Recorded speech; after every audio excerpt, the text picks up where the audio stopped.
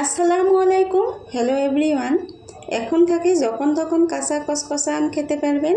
তো আমরা শুধু আমের সিজনত কাঁচা আম খেতে পারি, এখন থেকে 12 মাসে কাঁচা কসকসা আম খেতে পারবেন। তাহলে চলেন আমি রেসিপিটি শুরু করছি। এখন 2 কাপ পানি দিয়েছি, সাথে দিয়েছি পরিমাণ মতন লবণ। এখন পানিটাকে জাল করে ফুটিয়ে নিতে হবে। পানিটাকে ফুটিয়ে নেওয়ার পর ভালো করে ঠান্ডা করে নিতে হবে।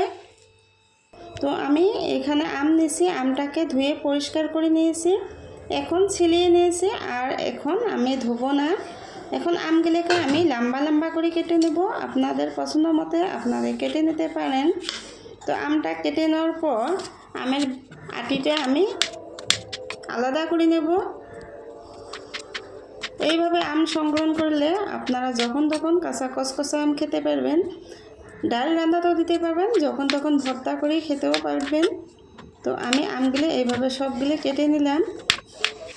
বন্ধুরা, তো আমার আমগুলো কেটে নেওয়া কমপ্লিট। এখন আমি একটা কাঁচের জার নেব, যেহেতু আমগুলো আমি অনেক দিন রেখে খাবো। বন্ধুরা, আপনারা অবশ্যই কাঁচের জার নিতে হবে। তো আমগুলো আমি এইভাবে পুরো আম ভর্তি করে 2টাতে ভরে নেব।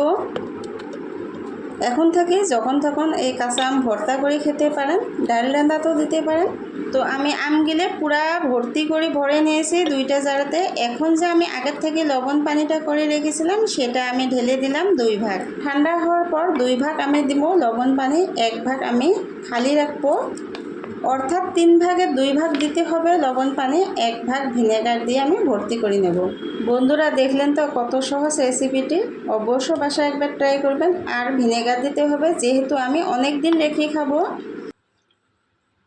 তো ভিনেগারটা দেওয়ার পর আমি এইভাবে ফ্রিজে রেখে দেবো। অনায়াসে আমি 1 বছর এই আমগুলো খেতে পারবো।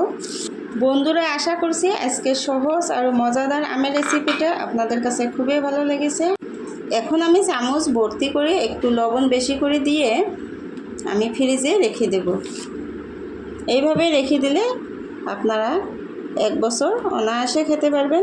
অবশ্য রেসিপিটি বাসায় ট্রাই করবেন আর আমাকে কমেন্ট করে জানাবেন রেসিপিটি কেমন লাগলো।